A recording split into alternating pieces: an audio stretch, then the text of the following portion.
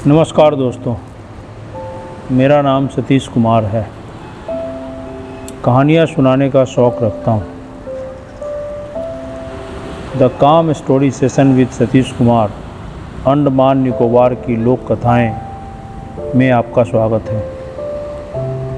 आज इसके अंतर्गत मैं सुनाने जा रहा हूँ इस सीरीज की एक और आखिरी लोक कथा, तारों का जन्म। ओंगी जनजाति के लोगों का मानना है कि सृष्टि के आरंभ में जब धरती बनी ही थी, आसमान बहुत नीचे था। फिर एक दिन सूर्य और चंद्रमा की रचना हुई, लेकिन छलपूर्वक उन्होंने अपना अपना स्थान बदल लिया। वे धरती की ओर निकट आ गए। उनके इस कृत्य से धरती पूरी तरह गर्म हो गई। इसकी सतह पर गहरी दरारें पड़ गई। लोगों ने घर से निकलना बंद कर दिया।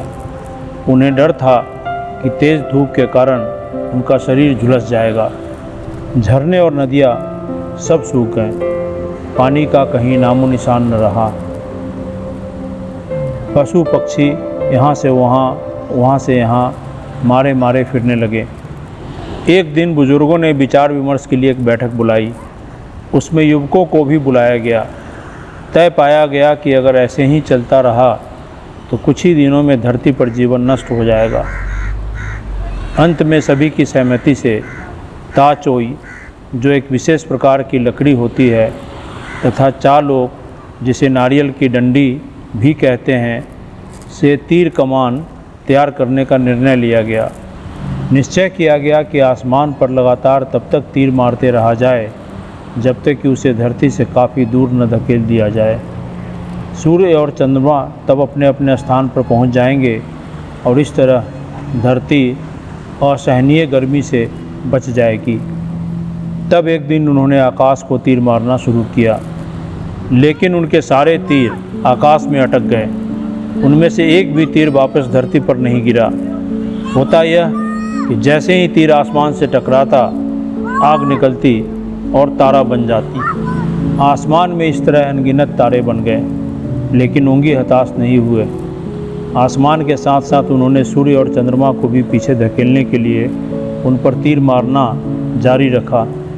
कुछ समय बाद सूर्य और चंद्रमा वापस अपने अपने स्थान पर चले गए। उसके बाद धरती की सतह भी ठंडी हो गई। वर्षा होने लगी। झरने और नदियाँ भरे पूरे बहने लगे। वृक्ष उग आए। पशु पक्षियों में जीवन का संचार हो गया और इस तरह पूरे आकाश में टिमटिमाने वाले तारों का जन्म हुआ। तो दोस्तों, यह थी अंडमान निकोबार लोक कथाएँ सीरीज की आखिरी कहानी, तारों का जन्म। अब जल्द ही मिलेंगे किसी नई सीरीज के साथ। तब तक के लिए धन्यवाद।